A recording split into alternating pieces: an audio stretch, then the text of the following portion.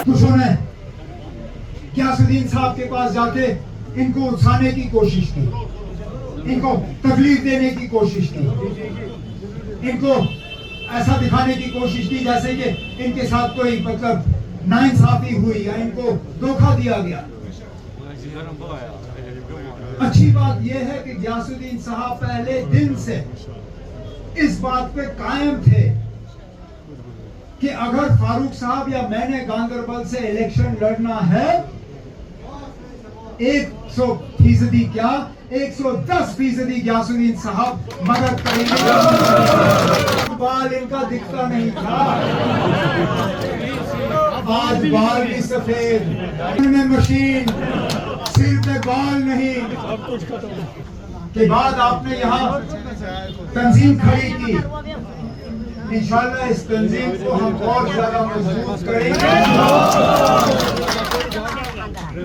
इसी के साथ हमारे नौजवान शाह मुस्तफा साहब, इनके बारे में तो जो मैंने कहना था जिस दिन इन्होंने ज्वाइन किया मैंने इनके सामने कहा। मैंने कभी किसी इलेक्शन को फॉर ग्रांटेड नहीं लिया। बारामूला के पार्लिमानी नतीजों के बाद तो मैं अब अगर लेता भी था थोड़ा बहुत तो बिल्कुल नहीं लेता हूँ। मैं सिर्फ़ और सिर्फ गांदरबल के लोगों से ये उम्मीद करूँगा कि जिस तरह उन्होंने मुझे 2008 में खिदमत करने का मौका दिया उस तरह दोबारा इस साल मुझे एक मौका उनकी खिदमत करने का देंगे। बस जो लड़ाई हम लड़ने जा रहे हैं उस लड़ाई में असेंबली का अपना ही रोल है और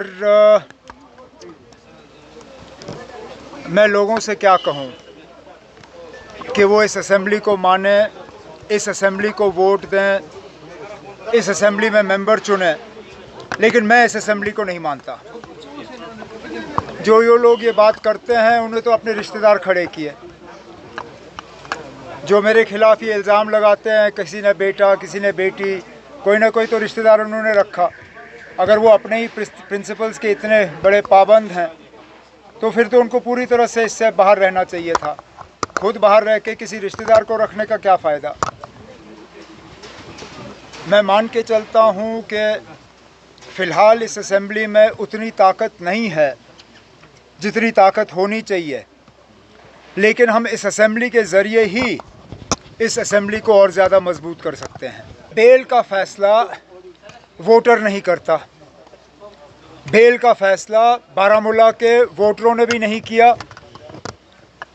कोई वोटर जो है बेल का फ़ैसला नहीं करती। बेल का फ़ैसला सिर्फ़ और सिर्फ अदालत में होता है। नहीं चाहती तो ईडी भी नहीं चाहती थी कि फ़ारूक अब्दुल्ला के ख़िलाफ़ जो केस लगा है वो हट जाए, लेकिन अदालत ने फ़ैसला किया और केस हटा। अब मामला अदालत के सामने है। उन्होंने अपना जजमेंट 4 तारीख तक रिज़र्व किया है।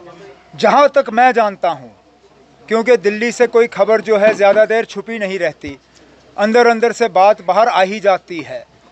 मैं अभी ज़्यादा तो नहीं कहूँगा, लेकिन मुझे लगता है कि एनआईए की बात जो है वो अदालत नहीं मानेगी। 4 तारीख को अदालत की तरफ से उनका फ़ैसला आ जाएगा।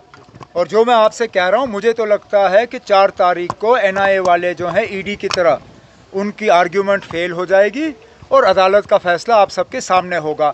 अब जाके अगर इंजीनियर साहब को छोड़ दिया जाता है तो क्या अदालत के तरफ से उनके ऊपर कोई रोक होगी, कोई रुकावट होगी, कोई स्ट्रिक्चर्स होंगे, वो हमें देखना होगा।